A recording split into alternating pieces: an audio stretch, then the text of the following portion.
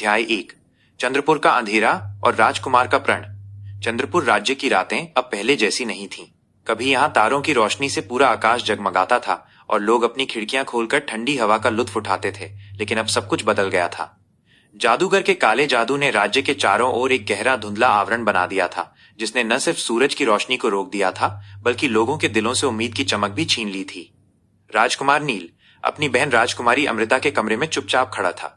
ये वही कमरा था जहां अमृता अपनी जादुई गुड़ियों के साथ घंटों खेला करती थी। कमरे की दीवारों पर उसकी हंसी की गूंज अब भी महसूस होती थी, लेकिन आज वहां सन्नाटा था। सिर्फ हवा के झोंके खिड़की से आते थे और पर्दे को धीरे धीरे हिलाते थे। नील ने मेज पर पड़ी अमृता की एक छोटी गुड़िया उठाई, जिसके चेहरे पर हमेशा मुस्कान रहती थी। उसे याद आया कि कैसे एक दिन वो गुड़िया को बचाने के लिए पेड़ पर चढ़ गया था और अमृता ने उस पर खूब हंसा था। अब कोई हंसी नहीं थी। अमृता को महल से गायब हुए एक हफ्ता हो गया था। राजा और रानी की आंखों में आंसू सूख गए थे। उन्हें पता था कि ये किसी और का नहीं, बल्कि काले जादूगर अघोरी का काम है। अघोरी का महल बादलों के पार एक तैरते हुए द्वीप पर था। ऐसा कहा जाता था कि वहां तक पहुंचने का रास्ता केवल वही जानता था जो हवा से बातें करता हो और बादलों को छू सकता हो। ये एक ऐसी चुनौती थी जो किसी भी योद्धा के बस में नहीं थी। मैं उसे वापस लाऊंगा बहन, नील ने गुड़िया को देखते हुए फुसफुसाया। ये सिर्फ एक वादा नहीं था, बल्कि एक प्रण था जो उसने अपने दिल में कर लिया था। अगली सुबह जब अंधेरा अभी भी छाया हुआ था, नील ने अपने घोड़े बिजली को तैयार किया। वो अपनी चमकदार ढाल और तलवार को साफ करता है। तलवार की धार इतनी तेज थी कि हवा भी कट जाए। लेकिन ये तलवार सिर्फ एक हथियार नहीं थी, बल्कि उसके पिता की दी हुई धरोहर थी, जिस पर साहस और न्याय के प्रतीक बने हुए थे। वो महल के बाहर निकला और उस बूढ़े साधु की कुटिया की ओर चल पड़ा, जो वर्षों से चंद्रपुर के इतिहास और रहस्यों को जानता था। साधु का नाम ज्ञानदास था।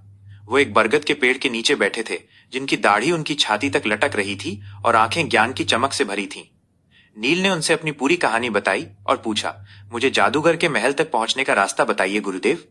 ज्ञानदास ने अपनी आंखें बंद की और गहरी सांस ली।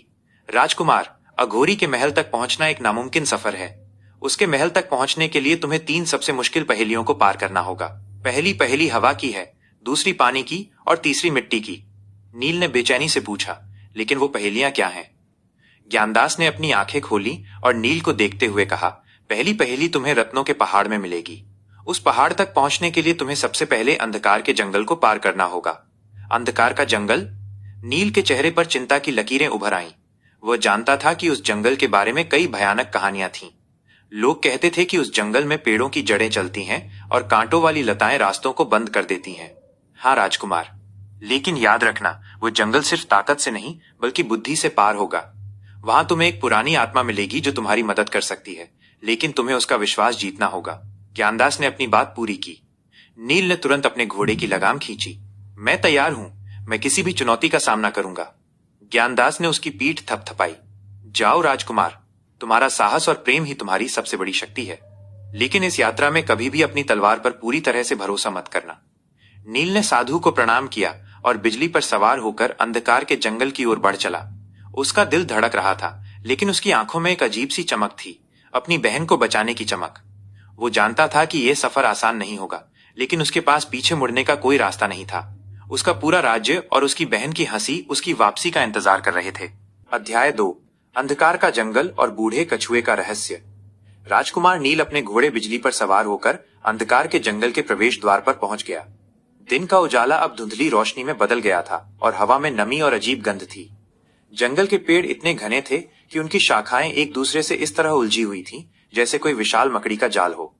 जमीन पर कांटों और सूखी पत्तियों का ढेर था, जिस पर चलते हुए हर कदम पर एक अजीब सी चरमराहट की आवाज आती थी। बिजली भी आगे बढ़ने से हिचकिचा रहा था। उसकी आंखों में डर साफ दिख रहा था। नील ने उसकी गर्दन पर हाथ फेर कर फुसफुसाया, हिम्मत करो मेरे दोस्त, हम अकेले नहीं हैं।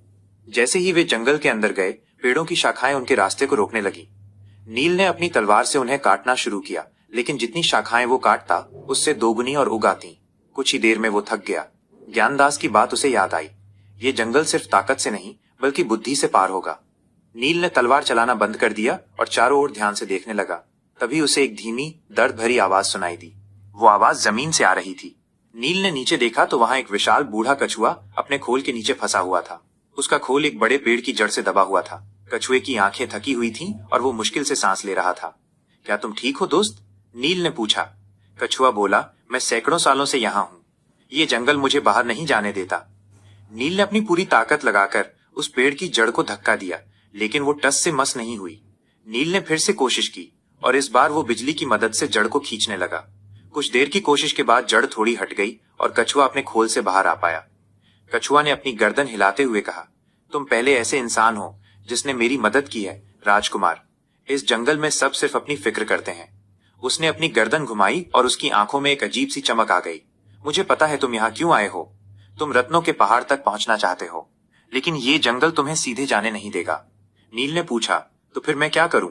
कछुए ने कहा, मेरे खोल में 3 जादुई पत्तियां हैं। ये पत्तियां तुम्हें यहाँ से निकालने में मदद करेंगी, लेकिन तुम्हें इनका सही इस्तेमाल करना होगा। हर पत्ती का एक खास गुण है। नील ने कछुए के खोल के नीचे देखा। वहां 3 पत्तियां चमक रही थीं। उसने उन्हें उठाया। पहली पत्ती पर आत्मा, दूसरी पर आंख और तीसरी पर दिल लिखा था। पहली पत्ती उस पेड़ पर रखो जिसकी आत्मा सबसे पुरानी हो, कछुए ने कहा। दूसरी उस पर जिसकी आंखें जाग रही हों और तीसरी उस पर जिसका दिल धड़कता हो। नील ने पहली पत्ती उठाई और पूरे जंगल में सबसे पुराने, सबसे विशाल पेड़ को ढूंढने लगा। थोड़ी दूर चलने पर उसे एक ऐसा पेड़ मिला जिसकी छाल पर सदियों पुरानी रेखाएं थीं। उसकी जड़ों से एक अजीब सी ऊर्जा निकल रही थी। नील ने उस पर आत्मा वाली पत्ती रख दी। जैसे ही उसने पत्ती रखी, पेड़ की शाखाएं धीरे धीरे पीछे हटने लगी और एक रास्ता खुल गया।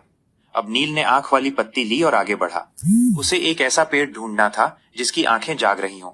नील ने ध्यान से देखा। उसे एक ऐसा पेड़ मिला जिसकी छाल पर 2 चमकीली आंख जैसी आकृतियां बनी हुई थीं, जो अंधेरे में भी चमक रही थीं। नील ने वहां पत्ती रखी और एक और रास्ता खुल गया। अब सबसे मुश्किल काम था, दिल वाली पत्ती का इस्तेमाल। नील ने कछुए से पूछा, एक पेड़ का दिल कैसे धड़क सकता है? कछुए ने जवाब दिया, हर पेड़ में जीवन है राजकुमार, तुम्हें सिर्फ सुनना होगा। नील ने अपनी आंखें बंद कर लीं और ध्यान से सुनने लगा। जंगल की सारी आवाजें, पत्तियों की सरसराहट, हवा की सीटी, अजीब पक्षियों की आवाजें, सब उसके कानों में घुल गईं।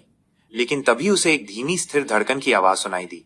वो एक छोटे से पेड़ से आ रही थी जो बाकी पेड़ों के मुकाबले कमजोर दिख रहा था। नील ने उस पेड़ के तने पर हाथ रखा और धड़कन महसूस की। उसने तुरंत दिल वाली पत्ती उस पर रख दी। जैसे ही उसने तीसरी पत्ती रखी, पूरा जंगल रोशनी से भर गया। पेड़ों की जड़ें जमीन में वापस चली गईं और कांटों वाली लताएं फूलों में बदल गईं। एक साफ रास्ता रत्नों के पहाड़ की ओर जा रहा था। कछुआ धीरे धीरे नील के पास आया और कहा, तुम्हारी बुद्धि ने तुम्हें रास्ता दिखाया। अब तुम्हें रत्नों के पहाड़ पर जाकर दूसरी पहेली का सामना करना होगा। नील ने कछुए का धन्यवाद किया और बिजली पर सवार होकर आगे बढ़ चला। उसकी आंखों में अब और भी ज्यादा दृढ़ता थी। वो जानता था कि अब उसे हर कदम पर अपनी बुद्धि का इस्तेमाल करना है, न कि सिर्फ अपनी तलवार का। अध्याय 3, रत्नों का पहाड़ और हवा की पहेली। अंधकार के जंगल से निकलने के बाद राजकुमार नील एक ऐसी जगह पहुंचा जहां की जमीन और चट्टानें हीरे, पन्ने और नीलम की तरह चमक रही थीं। ये वही रत्नों का पहाड़ था जिसके बारे में ज्ञानदास ने बताया था। सूरज की रोशनी जब इन रत्नों पर पड़ती तो पूरा पहाड़ इंद्रधनुषी रंगों में जगमगा उठता था। ये नजारा इतना खूबसूरत था कि नील कुछ देर के लिए अपनी बहन की चिंता भी भूल गया। लेकिन उसकी नजर जल्द ही एक अजीब चीज पर पड़ी। पहाड़ की चोटी पर एक जादुई सीढ़ी हवा में तैर रही थी। वो सोने की बनी थी और उसमें से एक हल्की नीली रोशनी निकल रही थी। नील को समझ आ गया कि यही वो जादुई सीढ़ी है जो उसे अघोरी के महल तक ले जाएगी। लेकिन उस सीढ़ी तक पहुंचने के लिए कोई रास्ता नहीं था। वो एक गहरी खाई के पार थी और उस खाई के नीचे पानी बह रहा था जो रत्नों की तरह चमक रहा था। नील ने चारों ओर देखा। उसे एक पत्थर पर कुछ लिखा हुआ मिला। ये वही पहेली थी जिसके बारे में ज्ञानदास ने बताया था। पहेली कुछ इस तरह थी, जो दिखता नहीं पर हर जगह है, जो छूटा नहीं पर सब में समाया है, जो सुनता नहीं पर हर आवाज का कारण है, जो रुकता नहीं पर हमेशा साथ है। मैं क्या हूं? नील ने इस पहेली को ध्यान से पढ़ा। वह जानता था कि इसका जवाब हवा है, लेकिन उसे सिर्फ जवाब देना नहीं था, बल्कि उसे इस पहेली को हल करना था ताकि सीढ़ी उसके पास आ जाए। वो कुछ देर तक सोचता रहा कि आखिर हवा को वो कैसे नियंत्रित करे या उसका इस्तेमाल करे। तभी उसे ज्ञानदास की बात याद आई। पहली पहेली हवा की है और बूढ़े कछुए की बात, बुद्धि से काम लो। नील ने अपनी तलवार उठाई, लेकिन उसे पता था कि यह तलवार से सुलझने वाली पहेली नहीं है। उसने सोचा हवा को पकड़ा नहीं जा सकता, उसे देखा नहीं जा सकता, लेकिन उसे महसूस किया जा सकता है। उसने एक गहरी सांस ली और महसूस किया कि हवा उसके शरीर के अंदर और बाहर बह रही है। तभी उसे एक विचार आया। उसने अपनी ढाल उठाई जो बहुत चमकदार और चिकनी थी। उसने उस पर सूरज की रोशनी को केंद्रित किया और उसे इस तरह से घुमाया कि रोशनी की किरणें हवा में अलग अलग दिशाओं में फैलने लगीं। उसने रोशनी से हवा में एक निशान बनाया। जैसे ही उसने ये किया, खाई के उस पार एक और पत्ता दिखाई दिया। उस पर लिखा था, इसे बुलाओ। नील को लगा कि उसे उस सीढ़ी को आवाज देकर बुलाना होगा, लेकिन सिर्फ आओ कहने से क्या होगा। वो जानता था कि हवा की आवाज उसके अंदर से आनी चाहिए। उसने अपनी सांस पर ध्यान केंद्रित किया और एक गहरी शांत सांस छोड़ी। हवा की आवाज एक धीमी फुसफुसाहट में बदल गई। उसने फिर से कोशिश की। उसने अपने अंदर की सारी ताकत और भावनाओं को एक आवाज में बदल दिया और एक शब्द कहा, प्रवाह। जैसे ही उसने ये शब्द कहा, हवा तेजी से चलने लगी। हवा का एक झोंका उस जादुई सीढ़ी की ओर गया और वो सीढ़ी धीरे धीरे हवा में तैरती हुई नील की ओर आने लगी। जब वो नील के पास पहुंची तो उसकी नीली रोशनी और भी ज्यादा चमकदार हो गई। नील ने खुशी से सीढ़ी को छुआ। वो सीढ़ी इतनी हल्की थी कि उसे उठाने में कोई मुश्किल नहीं हुई। उसने उसे बादलों की ओर बढ़ाया। उसे पता था कि अब उसे बादलों में छिपे अघोरी के महल तक जाना है। ये पहला कदम था। उसने अंधकार के जंगल की चुनौती को अपनी बुद्धि और साहस से पार किया था और रत्नों के पहाड़ पर हवा की पहेली को भी हल कर लिया था। अब वो जानता था कि अगली चुनौतियां और भी मुश्किल होंगी, लेकिन उसका हौसला और भी बुलंद हो गया था। वो अपनी बहन को बचाने के लिए तैयार था। बादलों के पार और अघोरी का महल। राजकुमार नील ने जादुई सीढ़ी को बादलों की ओर बढ़ाया और उस पर चढ़ना शुरू किया। नीचे रत्नों का पहाड़ एक छोटी सी चमक की तरह दिख रहा था। ऊपर बादल रुई के बड़े बड़े ढेरों की तरह थे, जिनके बीच से सीढ़ी रास्ता बना रही थी। जैसे जैसे वो ऊपर जा रहा था, हवा और भी ठंडी होती जा रही थी और हर सांस के साथ उसके दिल में एक नया उत्साह भर रहा था। काफी देर की चढ़ाई के बाद नील ने एक ऐसी जगह पहुंचकर आंखें खोली जहां बादलों का एक विशाल मैदान था। इस मैदान के बीच में एक काली चट्टान पर अघोरी का महल खड़ा था। महल की दीवारें काले पत्थरों से बनी थीं और उसके ऊपर से काली लपटें निकल रही थीं, जो बादलों के सफेद रंग पर एक भयानक दाग लगा रही थीं।